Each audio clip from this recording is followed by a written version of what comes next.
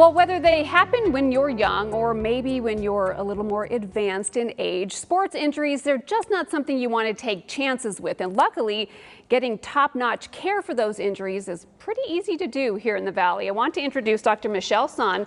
She is an orthopedic surgeon and sports medicine specialist, and she's here to talk about some common injuries and, more importantly, some treatment options. Good to have you here. Yeah, thanks for having me. Let's start with Arizona Sports Medicine Center. What is it? What are you guys all about? And how long have you been in the Valley?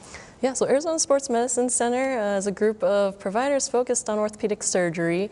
I specifically focus on sports medicine injuries, so tendon and ligaments, mostly in shoulder and knee. Yeah. And I've been here for the past year. Okay.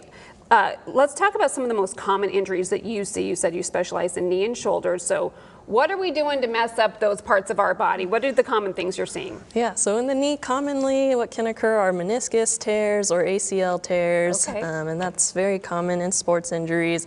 Also in the shoulder, rotator cuff tears or inflammation is typically seen as we get older. And I was going to say, we don't need to be athletes to be hurting these things, right? You're seeing these from teenagers who are athletes all the way up to people who are just hurting themselves. Right, just regular everyday use, wear and tear, especially the shoulder, the rotator cuff. Yeah. That can just happen. It can just happen, so that's okay. All right, because you specialize these, you are up to date on all the latest treatments and options for people. What are those options? I think when people think of an ACL or meniscus, they think, oh boy, I have to have surgery. Is that always the case? Right, no, not always the case. So surgery is not always the answer, but if we're trying to get back to playing sports, especially with ACL, it is commonly the treatment, so that's why you hear about it so much. But yeah. Meniscus tears oftentimes, don't necessarily need a surgery. There's other non-operative treatments for it, and so I like to talk about that with patients, and same for the rotator cuff. Okay, so you don't have to, it doesn't need to be something that takes you out for 6-8 weeks or even a year we hear about sometimes, right? Right, and so people often worry about coming in to get checked out, but it's good we can just talk about it. It doesn't necessarily mean you're going to get surgery just because you're seeing me. Okay. And I love what you just said, because you will work with each patient individually to figure out what works for them. Maybe they are older in age and they're like, I don't want to deal with a surgery, or it's too risky. Talk to me about those conversations and how you develop a treatment plan specific for each patient. Yeah, I think, each individual, every person has their own life situation, especially with their health, and so